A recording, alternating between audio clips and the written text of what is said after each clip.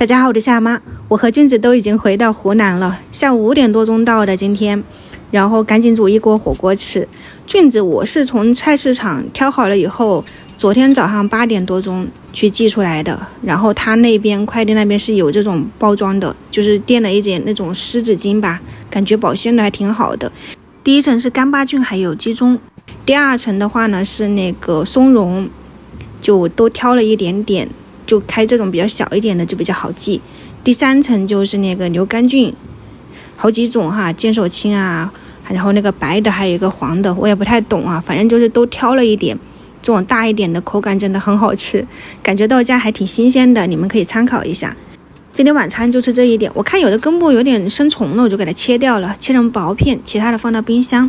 我还从宣威那边带了一个火腿回来，老板都已经处理好了，我是让它分块切好的，这样吃起来会比较简单。你们看一下成色怎么样？这一个腿子大概是20斤左右，削完可能只有17、18斤了，但是成色还好，还不是很咸的那种，挺好的。1000多公里自驾游回来，真的屁股都要坐趴，太累了。菌子我们就搭配半只的土鸡，给它稍微炒一下，加一点姜片，水分炒干了以后就加入开水，加一点点食用盐，可以先炖煮大概20-30分钟。我还放了一点红枣啊，然后皱皮辣椒，然后切了一点点火腿片放进去，菌子放进去，我听那个当地朋友说是要煮20分钟，这个是时间不能盖盖子。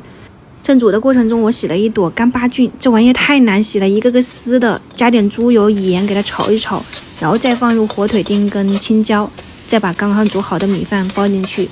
给它翻炒均匀。最后我是淋了一点酱油上个颜色的。这个干巴菌火腿炒饭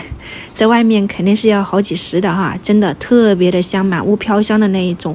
半个月了，终于回来了，熟悉的场景，不一样的美食食材，我的那个食材人脉都已经从本地到外省了，非常鲜香的菌子火锅。如果大家喜欢的话呢，也可以去云南玩一玩。我们今天就到这里了哈，我先休息一下，明天早上再见，拜拜。